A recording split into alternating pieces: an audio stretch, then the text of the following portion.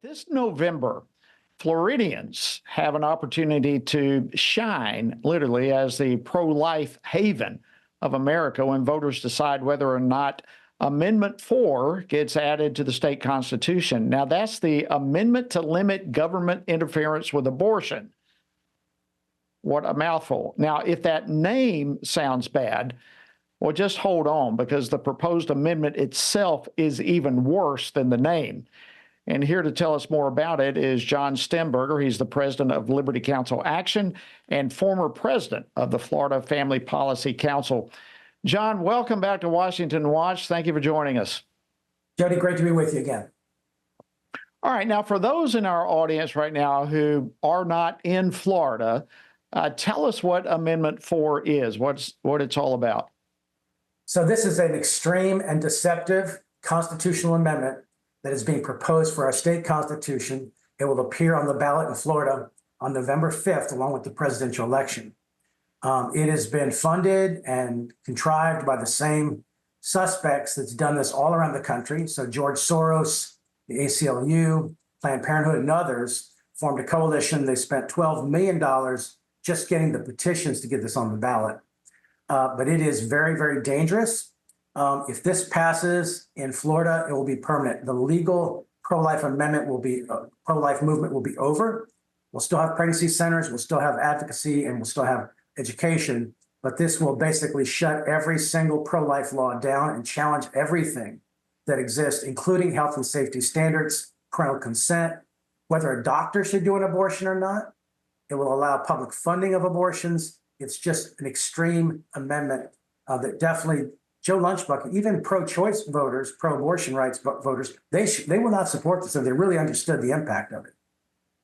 All right. Well, so look, what you just said raised all kinds of questions for me. I want to go back and have you really repeat one part of what you said. If this thing passes, it enshrines abortion. It totally does away with every other legislative codification, if we will, of pro-life positions. Is that correct? That's right. Our parental consent law would be overturned and challenged. Our 24-hour waiting period that requires a woman to reflect for 24 hours before they take the life of their unborn child, a permanent and irreversible decision, that will go by wayside. The regulations on chemical abortions requiring a doctor to administer these very powerful poisonous drugs will be gone. Because the problem is this, Jody, once you enshrine something as a fundamental right, on par with freedom of speech or freedom of religion, any law that burdens that activity is automatically struck down unless they can show that there's a compelling state interest, narrowly tailored, blah, blah, blah, all these legal jargon. The bottom line is that we've seen this play out in Ohio, where a similar amendment passed out just literally days ago. They struck down their 24-hour waiting period. There's also a parental consent challenge being had in Ohio and in Michigan, where a very radical amendment like this passed. In Michigan, they're saying that because now abortion is a fundamental right, that the law prohibiting public funding of abortion through Medicaid should also give way. So again, it's just going to be a free-for-all, and abortion up almost through the entire pregnancy at any stage if this amendment passes. It is radical, it is extreme, and it is something very deceptive, the language when it's worded. Well, let me hit on some of that deception, because you said even those that support abortion would not vote in favor of this if they understood what was in it. So that says two things to me. It says, number one, there is a lot of deception, a lot of lies probably that are being told about Amendment 4 and what it really does. So I'd like to know what are some of the lies that are being told about it, and what needs to happen to adequately inform the voters of Florida. Yeah.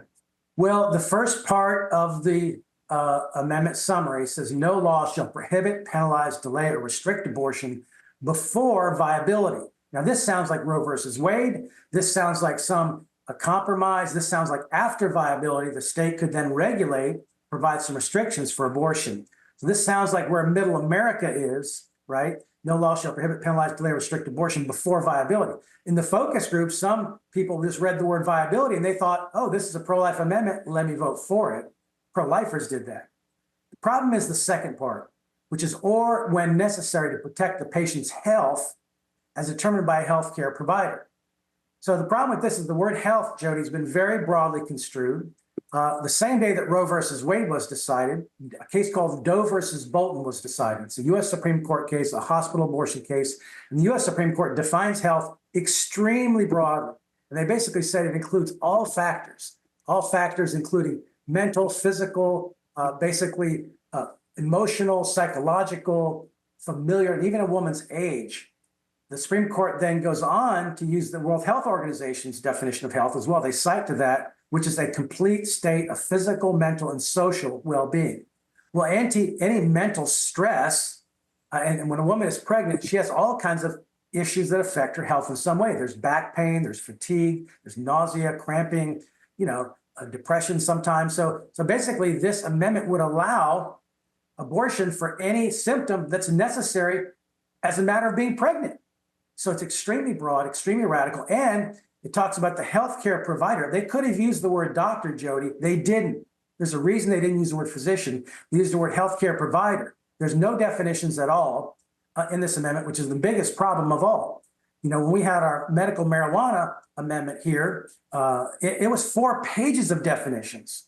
Even our pregnant pig amendment, which prohibits killing pregnant pigs, had like 6 definitions. This amendment has no definitions of all, and it's done on purpose so you can deceive people.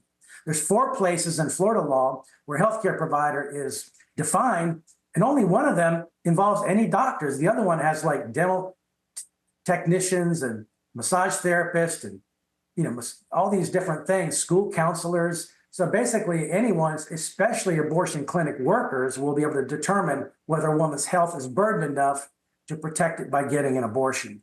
So this is a very extreme amendment. It's deceptive, and it's not what it seems at all.